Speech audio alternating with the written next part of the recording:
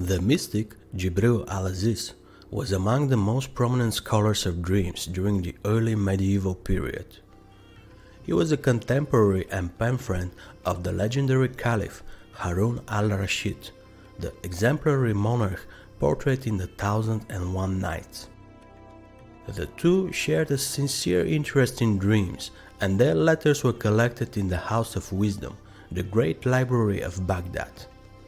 The writings were considered a source of wisdom into dreams by imams, oneiromancers, philosophers, and fortune-tellers. Sadly, the original letters were lost during the Mongol invasion, when the city was put to the torch.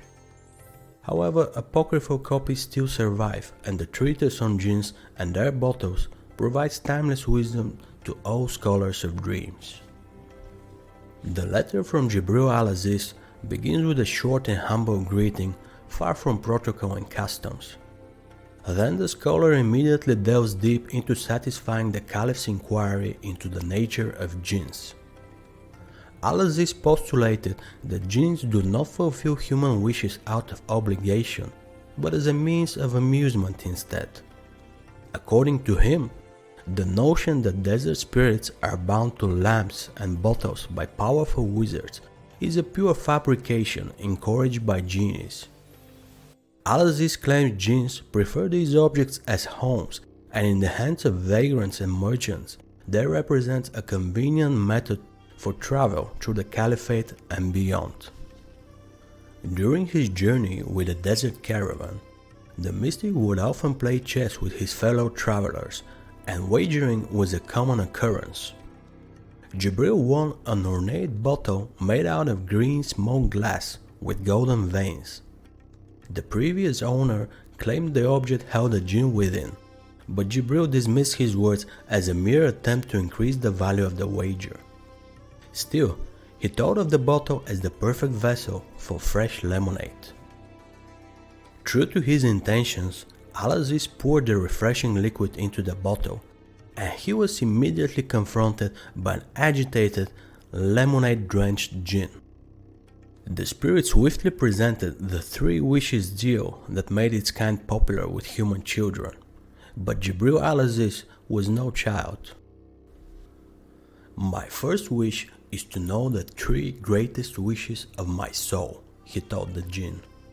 "For mortal wants are transient and innumerable, but the soul is immortal and sees the life in its entirety."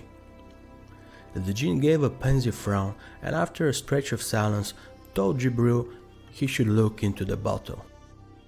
Al-Aziz peeked into his throat and saw nothing but lemonade. "Have some," the jinn told him, "then look again." Jibril drank the lemonade, and when he peeked again into the bottle, his mouth was left agape with bewilderment by what he saw inside. He became extremely excited and started looking for parchment and ink when he woke up inside his tent.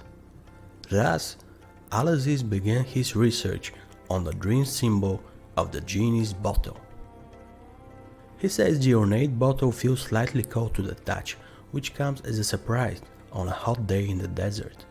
It is made out of a single glass piece bearing a deep green color with golden veins.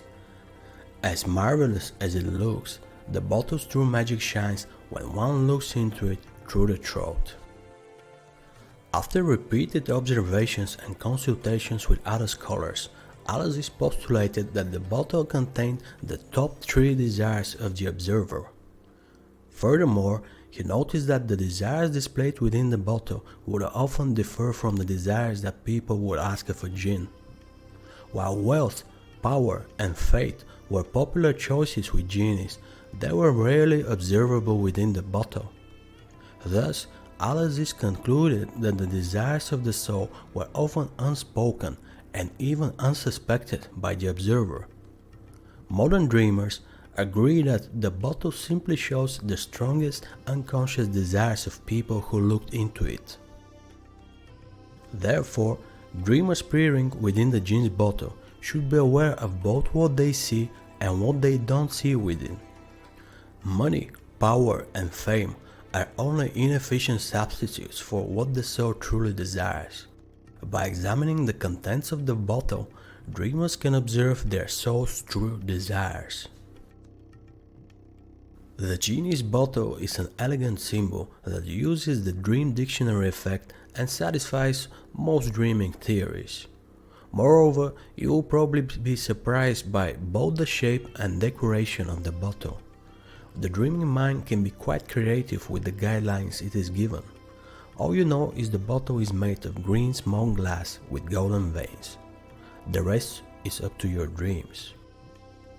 In addition, pay attention to what you see within the bottle. Some things may be obvious, but others could be a riddle. Make sure you record everything once you wake up. On a final note, as years went by and Jibril's wisdom grew, all he could see in the bottle was lemonade. The soul needs simple things, Jibril would say, especially on a hot, dry day.